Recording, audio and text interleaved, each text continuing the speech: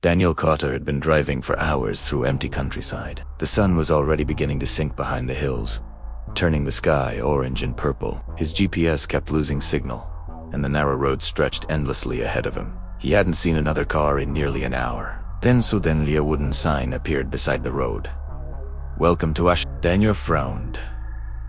He had been traveling across the state for his photography blog, and he usually researched every town he visited, but he had never heard of Ashvale before. Curious, he turned onto the small road leading into town. Ashvale looked ordinary at first. Small houses lined the quiet streets. Old street lamps flickered softly as evening approached. A grocery store, a diner, and a gas station sat along the main road. But something felt wrong. There were people in town, yet no one seemed surprised to see him. They glanced at him briefly, then looked away quickly, as if visitors were unusual but not impossible. Daniel parked near the diner and stepped inside. The place smelled like coffee and old wood. A waitress stood behind the counter, slowly wiping a glass. She looked up when he entered. "Passing through?" she asked. "Yeah," Daniel said. "I didn't know this town existed. It's not on my map." The waitress paused. Then she gave a strange smile. "Most maps forget us." Daniel laughed awkwardly, assuming it was some small-town joke. He ordered coffee and asked if there was a motel nearby. "End of the street," she said. "But travelers usually don't stay long." "Why not?" She didn't answer. Later that night, Daniel sat in his motel room scrolling through his phone. He typed Ashvale town into every map and search engine he could find. Nothing appeared. No.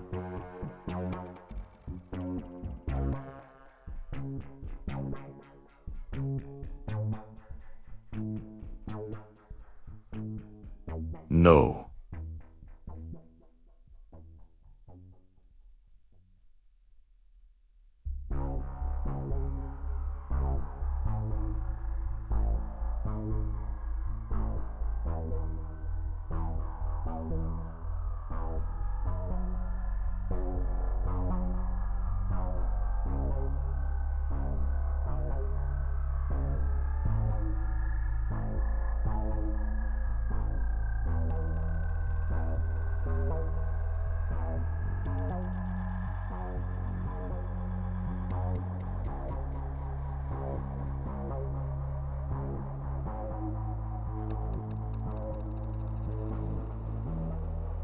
No roads. No history. It was like the place didn't exist. "That's weird," he muttered. He opened his GPS and tried to plot a route to the nearest city. The route loaded. Tomorrow morning, he would leave. At sunrise, Daniel packed his things and started driving.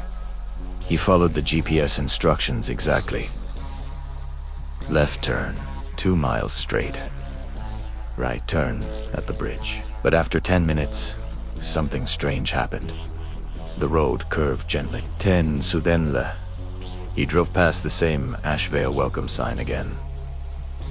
Daniel slowed the car. "That's impossible." He turned around and tried another road leading out of town. 15 minutes later, he arrived at the same street again. Same diner. Same gas station. Same flickering street lamp. His stomach tightened. Okay. That's weird. Daniel spent the entire day trying different exits. North Road.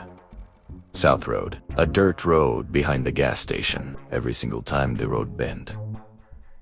The forest thickened, and somehow, he returned to Ashvale. That evening, he stormed into the diner again. "This town has some kind of loop in the roads," he said. "How do I leave?" The waitress looked at him calmly. "You don't." Daniel laughed nervously. Very funny. But the other people in the diner weren't laughing. An old man, sitting near the window, spoke quietly. "You found us," he said. "Same as the rest of us." Daniel stared at him. "What do you mean?" The man folded his newspaper. "Everyone here was once a Daniel felt the room grow colder. "We all came here by accident," the old man continued. "Just like you. And none of us ever found the road out." Daniel shook his head. "That's impossible." The waitress pointed to the wall behind him. "Daniel, turned. Dozens of old photographs were pinned there. Every photo showed a different traveler standing near the Welcome to Ashvale sign. Each photo had a year written underneath: 1984, al 1985, a 1986, a 1987. The newest one was taken 2 weeks ago. Daniel leaned closer. His heart nearly stopped. The person in the photo looked exactly like the man sitting beside him at the counter, but the year written under the photo was 1997. "You haven't aged," Daniel whispered. The man smiled sadly. "No one here does."